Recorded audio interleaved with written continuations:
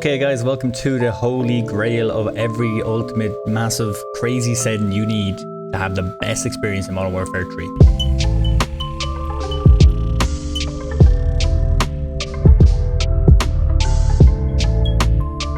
So first things first, what I play on is the Xbox Elite 2 controller. So if you have a different controller, don't worry, you can just change it to the way your buttons work or whatever controller you have. Mine's just this way for this reason. You have your most default settings that everyone should have ready in every controller game, which buttons you want. So you can have your flipped or your stick layout. I'm sticking to default. I'm not crazy here. I'm pretty happy with what's going on. One thing I'd always turn off is controller vibration. It is useless, to be honest, and it might just put you off on your aim. So turn that off. So dead zone inputs, guys. Controllers have different dead zones, so I can't give you my exact dead zone, but this is how it works basically. The two targets in the middle, there's an LS and an RS, left stick and right stick. So if you have this turned on, you'll see both of mine are perfectly centered. And that's because I've set them to 4 and 3. So if you look here, I've left stick is min is 4 and then my right stick is 3. Weirdly enough, it's actually meant to be higher on your right stick because that's the one I aim at, but for some reason this controller, it just seems to be nicer with 3 and 4 for me. But if you see, if I push this down to like 1, let's say for example, and I go back up and test it, this thing might just go out to the left a bit. You see it's not center anymore, and you want this as center as possible, and this will slowly drift out. So when you're playing game day and when you're trying to aim someone, it'll slowly shift to the left and you'll end up missing shots. But it's the little things that count in such a fast-paced game, so make sure these are set up correctly for your controller. One of the most important settings everyone looks for on everyone's channel is what they're using for stick sensitivity, and at the end of the day it doesn't matter. So it depends on the player and how you're playing, but I wouldn't break past 5. Maybe like 6 to 8 is pretty clean. Happy with them numbers, but just get one number either way, vertical and horizontal, and just stick to it and make sure you get really good at it. Personally for me, I'm running at 8.8, so I do like a little bit of a quicker game. But on top of that, I have this little thing, which is a thumb freak. So this makes my aim for higher sensitivities really easy to handle. So don't go jump into 8.8 or 10.10 unless you're able to handle them speeds, because you're just going to keep missing shots and then you're going to give out about this video. And that's not my fault, it's yours. My ADS sensitivity, keep that as level as 1, so that's just fluid all the way through. Tactical sensitivity, I don't really like this tactical thing unless you're going for hip fire kills. It's really handy. So once again, I'm going to leave it at the same pace as my vertical and horizontal. And then my aim response curve, a lot of different options with this. People go crazy about this thing. To be honest, I am a dynamic player, and I've been a dynamic player since Warzone Verdansk. A lot of people play standard. I don't hear anyone ever play linear. It's a bit weird. It's for more pushy players. Dynamic is meant to be more responsive in them kind of short areas, but it's only up to you. I'm a really big aggressive player. I'll push everything, so that's the way I play. If that's the way you play, I'd recommend it. If you don't want to change it and you want to just stick with standard and play the way you've always played, then just stick with standards. It's not a big issue. Both are very good. Both are used by pros. Don't get too wound up about it. A really interesting setting that people don't really think about is the custom settings for your zoom. It is a pretty big setting, so if you want to turn this on, I keep mine level all the way through. But for snipers, I would push them up to like 120 or 110, just to make sure you can keep up with them players that are like flying by you and you're trying to snipe them, or even close range when you need to turn quick on someone with a sniper rifle. So I'd recommend pushing these up to 110 or 120. No, don't go higher unless you're a little freak with a sniper. Other than that, yeah, pretty standard. Controller players, aim assist, make sure this shit is on. You don't want to go around playing a controller against keyboard warriors that are just going to fucking turn on you and just destroy you. So make sure you have target aim assist on. Your aim assist type, now another thing, I think default and Black Ops are more or less the same. I've tested out both of them. There's no crazy difference. I go with Black Ops. It just feels a little bit better for me. I feel like I'm snapping a bit better, and I feel like I'm just hitting a bit more shots. So Black Ops for me, default either way. Both are very good. And precision and focusing, I don't think anyone uses them. I'm pretty sure it messes up your rotational aim assist, so don't use them. It's going to mess you up, basically. Don't even try. The motion sensor behavior ADS thing is new. I'm not really sure how this is meant to work. So you can choose an aim and sense behavior depending on the motor sensor. So ADS only, hip fire. I haven't tested this. I hope it's not broken. If it's broken, then it'd be insane. You just any motion tech, you just flick onto it. But have it off though. It's definitely going to put you off. Like if you're aiming at someone and something moves to your left and you're trying to take a shot, it's going to like mess you up. I'm pretty sure that's how it works. So gameplay settings, guys. Automatic sprint for me is always automatic. Tac sprint is on. that's just the way I play, and it's the way I played in all the war zones. I'm used to it now, but if you're not, just leave it as normal or off. I'm not going to make everyone play like me, but I just like to constantly be on the move. As I said, I'm an aggressive player. I always like to get in on the fights, so I'm always moving, I'm always running. I turn auto move off because of the reason it really messes you up when you want to play kind of not a stealthy play, but you kind of want to just hold back a second. You keep moving forward. You kind of have to like adjust yourself mentally and in the game to make sure you're doing certain things to not move forward. So it's really annoying. So turn that off. Single tap to sprint is what I have. So once again, this is just making me even quicker. So I tap once and I'm off. I'm sprinting. You know what I mean? So I'm taking off. Ground mantling I have off. So clear nearby thingies. That drives me fucking crazy. I don't know if it does drive you crazy. You know when you're shooting someone and you're about to kill them basically, and your player just auto mounts this fucking box beside you and it fucks you? Yeah, that's what that is. Turn that shit off. That's not good at all. I don't like that. Automatic airbound mountal, that's a little bit different. So make this partial, so you'll automatically mount something to prevent you from falling. Basically, if you're falling off a ledge or a cliff or whatever the hell, somewhere high that you might die, this thing will grab you, you know. So it doesn't, it knows when you're about to mess yourself up. A major setting that everyone loves that came back is slide cancelling. So this is the major setting for slide cancelling, by the way, if you haven't already checked. It's slide/dive behavior, and what you want to do is you want to change the slide option to slide only. So this removes dive, obviously, and it just makes the slide more fluid.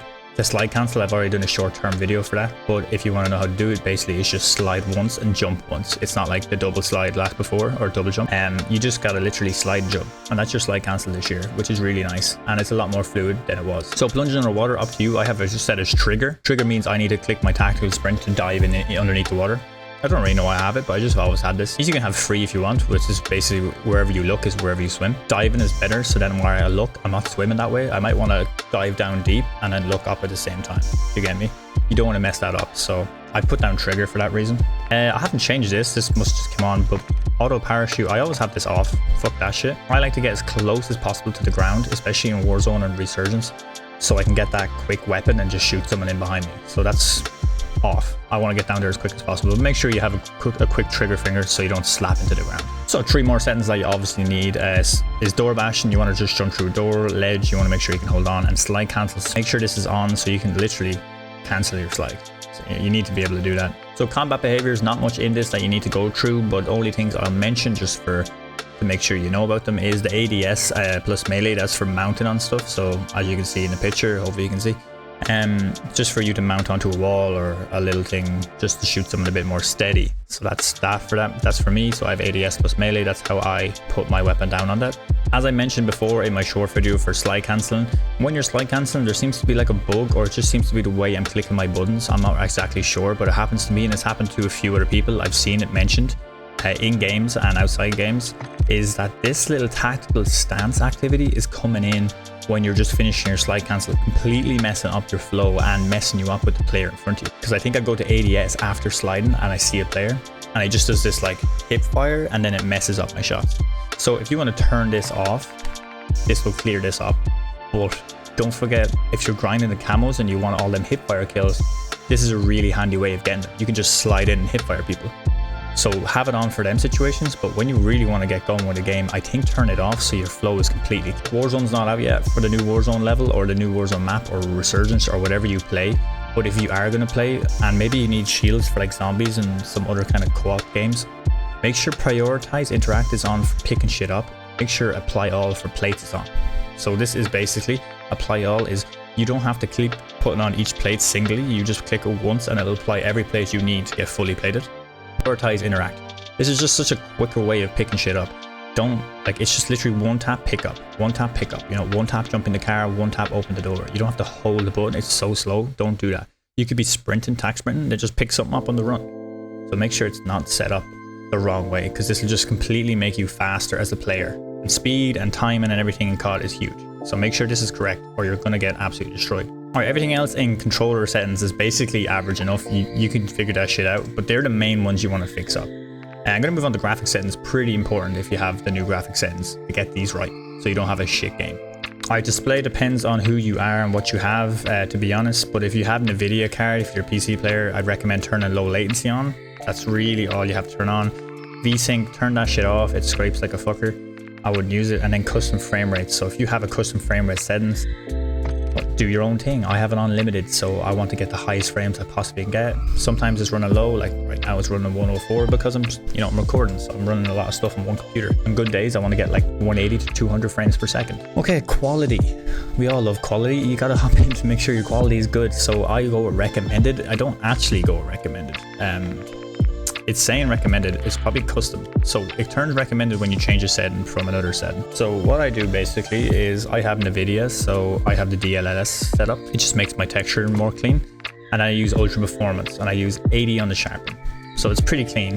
This is my old settings. I might change these going forward if I find out there's a new better setting for this game, but these work pretty clean for me, so I'm gonna leave them the way they are. My VRAM scale target, I leave that at 80, leaving a little bit of room for my computer to run other shit. I don't want it absolutely just packed in all COD. So I have to stream, I have to record, I have to do all them. Details and textures, I don't really care for the game to look beautiful. Maybe you do, maybe you're playing at home and you want this game to be absolutely amazing on your TV, on your flat 65 inch, whatever you have. I'm playing on a little baby screen on a laptop. I don't give a fuck. I'm just going to get the best frames, the best performance, basically. So texture resolution, texture, like all these things need to be low for me. So very low on resolution. Normal on texture filter. It's fine. It doesn't affect my frames that much. The field, turn this shit off. It's the worst thing ever. Never had that shit on. That is annoying. Don't even know why that was on. That should not be on. That just blurs shit around you. It makes it more immersive. You don't want that when you're playing a competitive game. To be honest, detailed quality level, they're not that bad. They don't hurt that hard in frames. This is what you want to put up so that when you have texture resolution low, it makes it still look good enough for you to play the game. So I would leave this high and I'd leave particle resolution high. These are pretty important. I would keep that. Bullet impact, I leave on. You can turn it off if it puts you off. I want to check the way the gun recoil is going on a wall. I want to see what way I need to correct myself really cleanly. Major ones that you want to look at is shadow and lighting. Basically, I have all these more or less as low and then a few off. So that's the way I run that. And then you want this kind of, make sure your terrain is near. And then, yeah, really, that's really it, to be honest. With the quality, that's what I go with. So with view, a few might be new to this if you like new PS5s and all this stuff. You can set your field of view, and you kind of want this a nice wide view, but you don't want it too wide where you can't see the enemy. So 115, 110 is pretty good. I like 115, I have a smaller screen. The benefit from doing this is a thing called affected. You want to make sure your ADS is set to affected. It basically doesn't move in around when you aim in for past 3.25. Like you just stay at the same level as your FOV, letting you shoot the person you're seeing plus see anyone coming from left and right. So you kind of keep that scope, keeping you fully involved in the game rather than just tunnel vision on one guy. Once again, motion blur and weapon motion blur. Turn these off, they're useless. So make sure your audio setting is set to what you like best. I have headphone bass boost because I want to hear as much as bass as I can. That's usually steps and stuff, so I want to hear that. Set it to your thing that you have set up for your system. And then this is usually what I use. I want my effects 100%. I want to hear everything. Dialogue 60. I don't need to hear every little dialogue in the game, but it's good to hear precisions and mortar strikes and all that stuff. Voice chat 26 for me. Edit this yourself. Depends on your headset. It's how people come in. So this is the voice chat coming in. So this is who I hear and how loud I hear them at. So I leave them at 26. It's pretty okay for me. I don't want anyone louder than that. Chat I have on, I want to hear other people speak in the game. All lobbies set for that. Then the last words and proxy chat are also enabled, so I can hear all them fun proxy times. Adjust your microphone level. The louder, obviously, the more volume your microphone's going to give. Well guys, that's all the settings I have for you guys today. Hopefully they help you get better at this game, and make sure you hit the sub and like for more Modern Warfare 3 content.